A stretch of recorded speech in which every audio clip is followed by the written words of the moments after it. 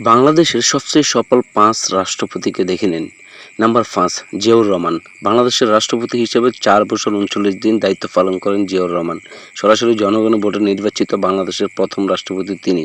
Number ৪, Shahabuddin Ahmed. ১৯৯৬ সালে আওয়ামী লীগ শাসনামলে ৫ বছর ৩৬ দিন দেশের রাষ্ট্রপতি ছিলেন।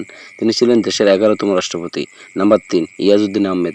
বিএনপির শাসনামলে থাকা সবচেয়ে দীর্ঘমেয়াদী রাষ্ট্রপতি ইয়াজউদ্দিন আহমেদ। তিনি ২০০২ সাল থেকে ৯ সাল পর্যন্ত প্রায় ৬ বছর ১৫৯ দিন দেশের রাষ্ট্রপতির দায়িত্ব পালন করেন। নাম্বার ২, হোসেন মোহাম্মদ এরশাদ। ১৯৮৩ সালে এরশাদ রাষ্ট্রপতি হিসেবে দায়িত্ব নেন প্রায় ৬ বছর ৩৬০ দিন। তিনি বাংলাদেশের রাষ্ট্রপ্রধান ছিলেন। ১৯৯০ সালের গণঅভ্যুত্থানের মাধ্যমে হোসেন মোহাম্মদ এরশাদের পতন ঘটে।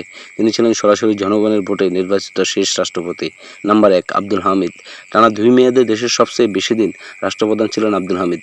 ২০১৩ সাল থেকে টানা ১০ বছর ৪১ দিন পর ২০২৩ সালে রাষ্ট্রপতির পদ থেকে সরে যান আব্দুল হামিদ।